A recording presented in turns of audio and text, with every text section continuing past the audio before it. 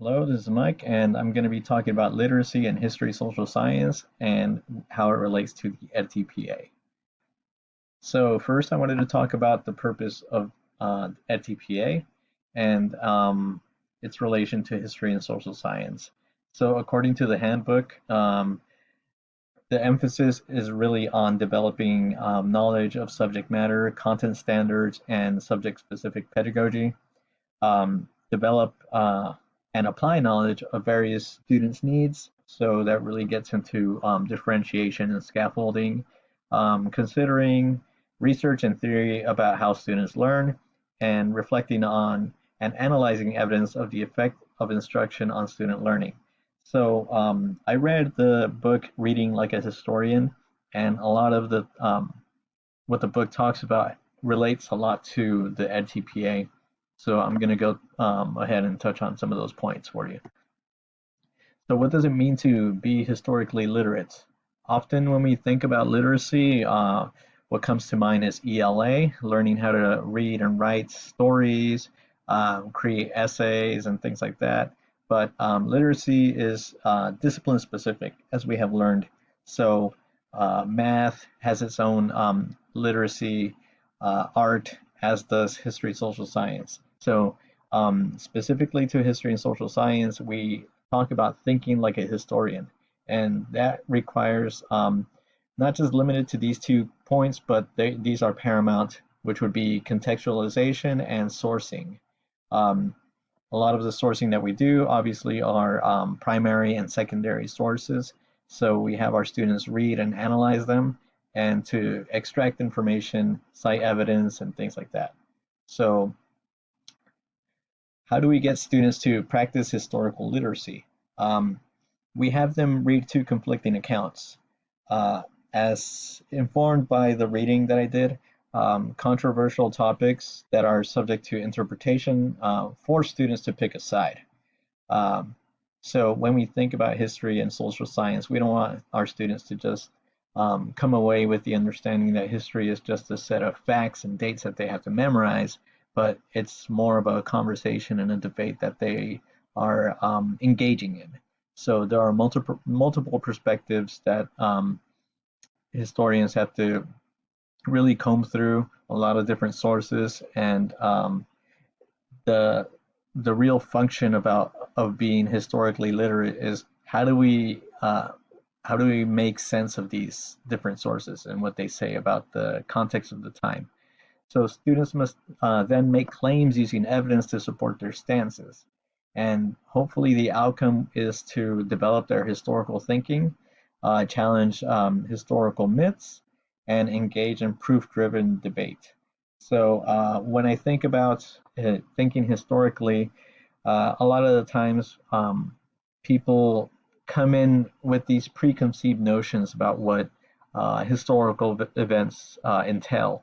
So a lot of it could be informed by movies, things that they may have learned in elementary school and things like that. But if you really go deeper into the analysis aspect of it and really look at different points of view and different articles, you come out with a deeper understanding of not only what the sources say, but what the people lived through at the time.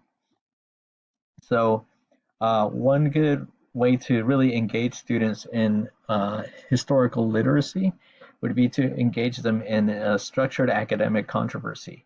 So, for instance, in Reading Like a Historian, they have a chapter where they delve into whether or not Abraham Lincoln was a racist. And here is one of the quotes that they used. Where it reads, I have no purpose to introduce political or social equality between the white and black races. There is a physical difference between the two, which, in my judgment, will probably forever forbid their living together upon the footing of perfect equality, and inasmuch as it becomes necessary that there must be a difference, I am in favor of the race to which I belong having the superior position. So, um, on face value, if anyone were to read this quote, the the takeaway would be, wow, I never really thought about Abraham Lincoln in this way. because as I hinted earlier, when we talk about historical myths and things that kind of take a life of their own, Abraham Lincoln is credited with freeing the slaves. So the great emancipator, the Emancipation Proclamation, he uh, obviously must have championed equality and was against slavery. That's what the Civil War was fought for, right? But if a young student were to read this quote without any background knowledge, without any contextual information, their key takeaway would be, oh wow, I guess Lincoln was a racist. So everything that he did that was positive should be discredited. But not only that, according to Reading Like a Historian, a common pitfall in this line of thinking is that students then tend to start thinking that the history that they had learned in the past um, was all a lie. Their past teachers didn't give them correct information. They were whitewashing information for them, and everything that they know up until this point is just factually incorrect. But there's a trouble with that, and that's why contextualizing is very important, because there's a reason why Abraham Lincoln was quoted saying this, and that's in the Lincoln-Douglas debates, where he was trying to win election and was really playing to the crowd that was very pro-slavery, anti-black. So let's continue here. Structured academic controversy in that sense would really force students to think about these historical events, quotes, documents that uh, have something shocking. They have some shocking content, and they really force you to pick a side. So the two sides here would be uh, number one, Lincoln is a racist, and here's why. Number two, Lincoln is not a racist, and here's why. So you would present your students with the task of determining whether or not Lincoln was in fact a racist, and how do they support their claims. So, like I mentioned earlier, context is what matters here, and essentially what we're doing is we're weaving together a story of the past for our students to grapple with. So it's our job essentially to contextualize in the same way that we scaffold for all of our students. As evidenced by the EdTPA, we're going to be assessed on our abilities to scaffold and meet our students' individual needs. And in this very same regard for history and social science, we have to be able to help our students see something that maybe for us as experts is very obvious, but not for them. So scaffolding is a way that we apply knowledge to meet their needs, and that's the same way that we would contextualize for our students. But at the same time, we have to let them grapple with the text, which really is going to emphasize their evidence-based thinking.